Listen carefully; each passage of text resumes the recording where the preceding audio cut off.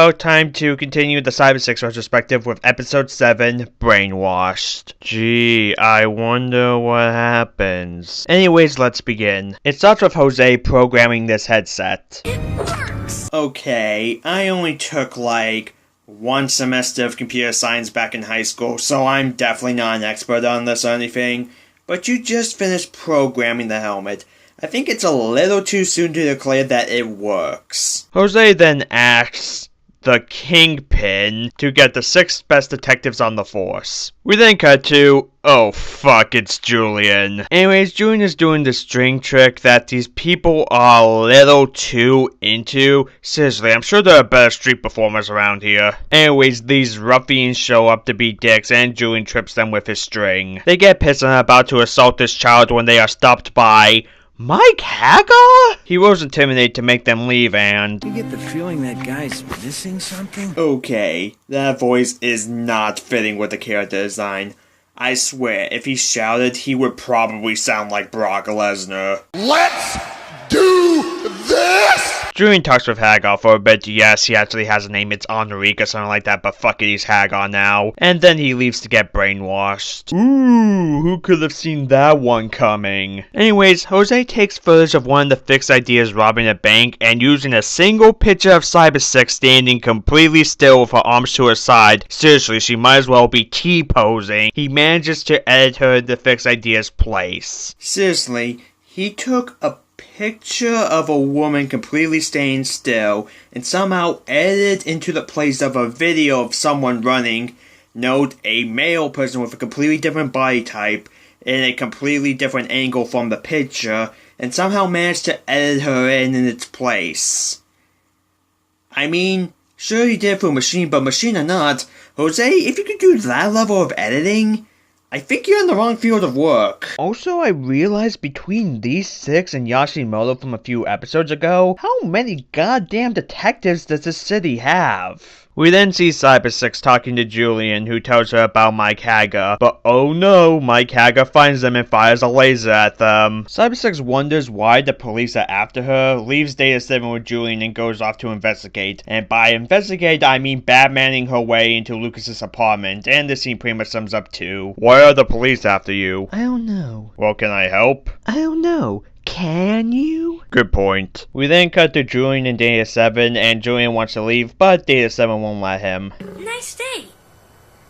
Hey, we should go for a walk or something. Oh yes, take the vicious predator out for a walk. Just see how the public reacts. Anyways, Julian distracts the cat with the string from earlier and ends up tying his front paws together and escaping. Now, I did want to kinda bash Data 7 for being fooled by a kid, but then I realized that Data 7 himself was a kid when he fell off of that cliff and was brought back as a panther. And then I realized that at this point, Data 7 has probably been a panther longer than he was ever human for. That's fucking depressing! Julian then finds Mike Hagar and follows him to Jose's base, where he quickly gets captured and used as bait as Cybersix by getting tied to a TV antenna. And by God, I just realized some of you may be too young to even know what that is. Cybersix says that she knows that this must be a trap, but she falls into the trap anyways, which is a trapdoor that has a fucking tunnel that drops into a glass tube. Okay, there is no way in hell that they managed to set that up that quickly. So that means that Jose must have already had that trapdoor there.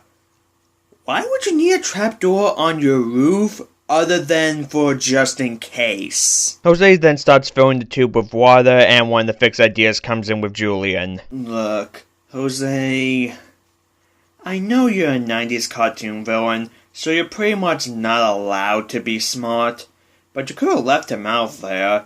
I mean, I understand wanting to make him watch Cybersix drown, but this seems like something that will end up biting you in the ass. And guess what? This ends up biting Jose in the ass. Because Julian forced the fixed idea with the string, which, when the hell did he even get that back? He manages to get the helmet off of Mike Hagar, Data 7 shows up, Hagar frees Cybersix, and then we get a fight scene. Then lightning strikes the antenna, which is even more proof why Jose should have just left Julian out there. Then everything starts blowing the fuck up. But don't worry, it's okay because our heroes are able to outrun electricity that's flowing through water. The Kingpin then blows up, and then Jose gets zapped by a wire which sends him flying into the air like Team Rocket. Okay, I know that this show isn't totally grounded in reality or anything, but that just seems like a little too cartoony compared to everything else that's happened in this show so far. And the episode ends. This is probably the weakest episode of Cybersix we've had so far, or I can at least say it's definitely the most forgettable. I mean, Mike Haggard doesn't come back. I don't remember if Julian comes back or not, but if he does, then I am 99% sure his whole string trick stuff in this episode is never brought up again. So overall, this episode gives an overwhelming meh. Well, we're about